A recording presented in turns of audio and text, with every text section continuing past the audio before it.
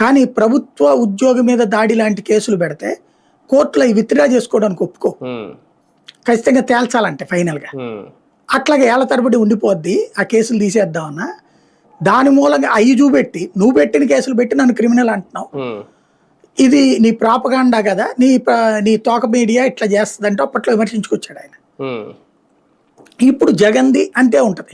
వాళ్ళ నాయకులు వాళ్ళందరూ కూడా జగన్ మీద 100 కేసులు, అంబటి రాంబాబు రేపు పొద్దున 25 కేసులు 30 కేసులు, ఇట్లా 175 మంది అసెంబ్లీ అభ్యర్థులది ఈనాడు జ్యోతి అవసరమైతే ఇంకో 4 పేపర్లు ఎక్కువ వేస్తారు. అప్పుడు వేసి ఇదిగో వైఎస్ఆర్ కాంగ్రెస్ పార్టీ 175 మంది ఎమ్మెల్యేల మీద చూస్తే దగ్గర 2000 కేసులు ఉన్నాయి.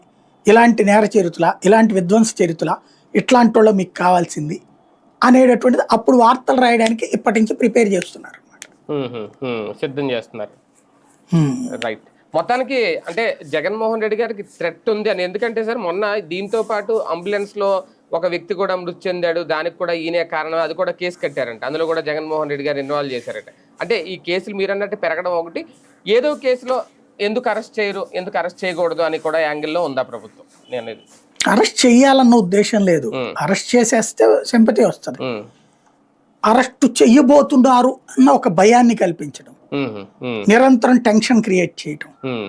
రెండోది కేసులు అట్లాగా అతని క్యారెక్టర్ అసాసినేషన్ చేయడానికి పనికొస్తుంది.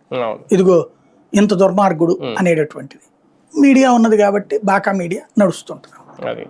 Right right. చూద్దాం. మొత్తానికి జగన్మోహన్ రెడ్డి గారికి అయితే భద్రత కల్పించామని చెప్తోంది ప్రభుత్వం. Z+ కేటగిరీ సెక్యూరిటీ కూడా ఇచ్చాము, ఎక్కడికక్కడ పర్యటనలకి 100,000 మంది పోలీసుల్ని, రోప్ టీములను కూడా పెడుతున్నాం అని చెప్తారు. కాకపోతే ఇక్కడ వీళ్ళు చెప్పేది ఇదే, వాళ్ళ సొంత కార్యకర్తలే వాళ్ళే రౌడీల్లాగా గోండాల్లాగా మారుతున్నారు, వాళ్ళతోనే థ్రెట్ ఉందేమో జగన్మోహన్ రెడ్డికి అనే కొత్త కోణం కూడా తీసుకొస్తారు. మరి 41A నోటీసుల ప్రకారం విచారణకు పిలుస్తారు.